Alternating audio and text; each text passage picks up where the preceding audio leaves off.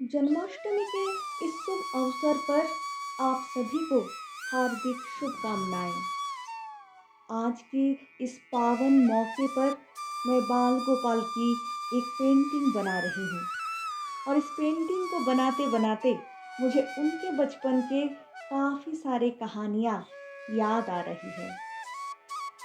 क्या आपको पता है कि बचपन से ही श्री कृष्ण बड़े ही नटखट और शरारती थे।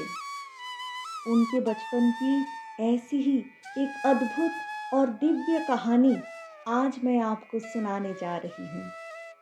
ये कहानी हमें बताती है कि किस तरह एक साधारण से दिखने वाले बालक में संपूर्ण सृष्टि समाई थी और कैसे एक माँ का स्नेह भगवान के विराट स्वरूप को भी अपने आंचल में समेट लेता है।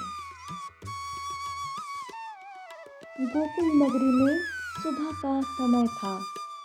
गायों के घंटियों की मधुर ध्वनि, बांसुरी की हल्की सी धुन और यमुना के किनारे बहती ठंडी हवा सब मिलकर एक अद्भुत शांति का वातावरण बना रहे थे।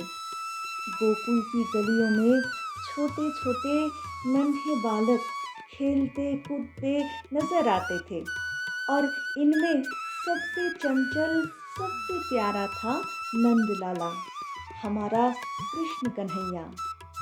कन्हैया की बड़ी बड़ी कमल जैसी आंखें, घुंघराले बाल, माथे पर सजी मोर पंख और चेहरे पर मासूम सी मुस्कान, हर कोई उनको देखकर मोहित हो जाते थे।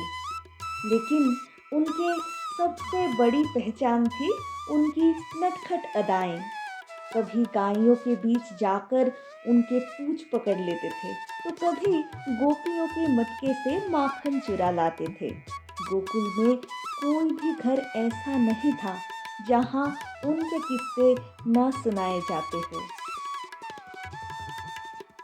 एक दिन खेलते खेलते कान्हा ने देखा आंगन के किनारे लगी एक छोटी सी मिट्टी की ढेरी। वो मिट्टी सुबह की हल्की धूप में सुनहरी सी चमक रही थी। नन्हे नन्हे पाँव से धीरे धीरे कान्हा वहां पहुंचे। पायल की मधुर झंकार के साथ कान्हा झुक गए। उनके छोटे छोटे हाथों से उस मिट्टी को छुआ। मुलायम, ठंडी और सुगंधित, जैसे धरती माँ ने अपने आंचल में सहज रखी हो।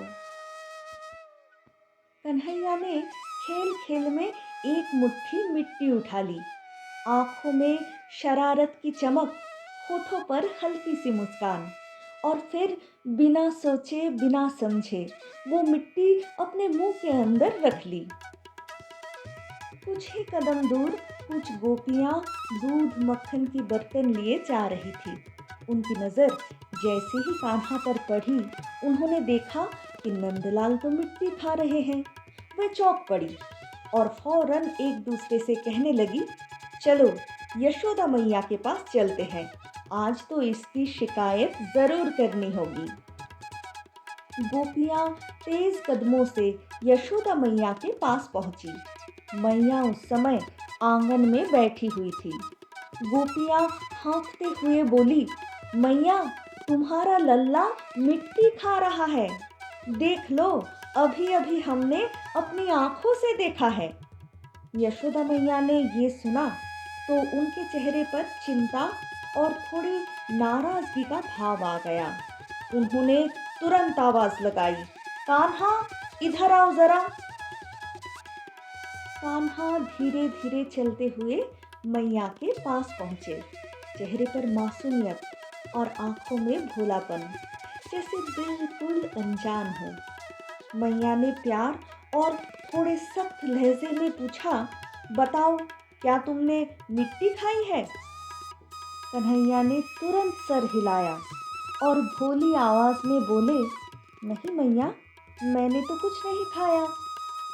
मैया ने फिर से पूछा, अच्छा तो फिर मुंह खोल कर दिखाओ ताकि सच्चाई का पता चले। कन्हैया ने जैसे ही अपना मुंह खोला तो यशोदा मैया की आंखें वहीं थम गई। उन्होंने सोचा था मुंह खोलने पर बस मिट्टी ही दिखेगी या फिर कोई छोटी सी शरारत का सबूत। लेकिन जो दृश्य उनके सामने था वो किसी भी सांसारिक माँ की कल्पना से परे था। वहाँ सिर्फ मिट्टी नहीं थी, बल्कि वहाँ तो अनंत विस्तार था।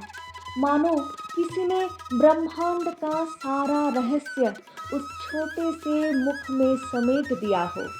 नीला आकाश, उसमें टिमटिमाते असंख्य तारे, मानो हीरे की बूंदें काले मखमली कपड़े पर बिखर रही हो। चमकता हुआ सूरज, शांत सौम्य चंद्रमा, ग्रह नक्षत्र और चारों युग, सत्य, त्रेता, दापर और कलयुग, सब वहाँ एक साथ विद्यमान था। विशाल पर्वत अपनी ऊंचाई के साथ खड़े, गहरे समुद्र लहरों की गूंज में गाते हुए और शांत नदियां किनारों को चूमती हुई बह रही थी। हरियाली से आच्छादित वन, फूलों से महकते बाग और पक्षियों का कलरव, हिरणों का हौले हौले दौड़ना, मानो संपूर्ण प्रकृति अपने स्थान उस छोटे से ब्रह्मांड में पा लिया हो। और फिर सबसे अद्भुत, यशोदा मैया ने स्वयं को भी वहां देखा, अपने ही हाथों में उसी छोटे कान्हा को लिए, जो इस समय उनके सामने खड़ा था। क्षण भर के लिए समय थम गया, सांसें रुक सी गई, मानो धरती और आकाश ने अपने गति को रोक दी हो। यशोदा मैया के भीतर एक अद्भुत अनुभूति उमड़ पड़ी। उनका हृदय भक्ति, विस्मय और मातृत्व के मिश्रित भाव से भर आया था। आंखों से आंसू बह निकले और उन्होंने धीरे से बोली, ये मेरा लाल कोई साधारण बालक नहीं, स्वयं नारायण है, स्वयं भगवान विष्णु का अवतार। लेकिन अगले ही पल कन्हैया ने मुंह बंद कर लिया और अपनी वही चंचल मुस्कान बिखेर दी, जैसे कुछ हुआ ही न हो, जैसे अभी अभी माँ को पूरे ब्रह्मांड का दर्शन कराने वाला वही बालक अब बस एक भोला भाला नटखट बच्चा हो। मैया ने उसे कसकर सीने से लगा लिया, क्योंकि चाहे वो ईश्वर हो या चाहे जगत के स्वामी, उनके लिए तो वो हमेशा उनके लाल ही रहेंगे। जरा सोचिए, वो क्षण कितना पवित्र रहा होगा जब एक माँ ने अपने बच्चे में पूरा ब्रह्मांड देख लिया, जब ईश्वर ने अपने भक्त को अपने सबसे प्यारे रूप में अपने ही घर में, अपने ही गोद में दर्शन दिए। गोकुल की गलियों में फिर वही हंसी, वही शरारत, मैया की उंगली पकड़ के कन्हैया फिर से खेलने निकल पड़े। और आज जब हम सब जन्माष्टमी मनाते हैं तो सिर्फ भगवान कृष्ण के अवतार को नहीं, बल्कि उस नटखट भोले और माँ के लाडले स्वरूप को भी याद करते हैं, जो हमें सिखाते हैं कि भक्ति में मासूमियत, प्रेम में सच्चाई और जीवन में आनंद कितनी ज़रूरी है। तो आइए इस पावन अवसर पर हम सब अपने भीतर के प्रेम और भक्ति को जागृत करते हैं और अपने जीवन को कान्हा की मुस्कान जैसा निर्मल बनाते हैं। तो हम सबके प्यारे कृष्ण कन्हैया के ये पेंटिंग और उनके बचपन की ये कहानी अगर आप सभी को अच्छे लगे हो तो वीडियो को लाइक ज़रूर कर दीजिए, और अगर कोई सुझाव या कोई अलग किस्म की पेंटिंग आप सब देखना चाहते हो तो वो भी कमेंट सेक्शन में ज़रूर बताइए।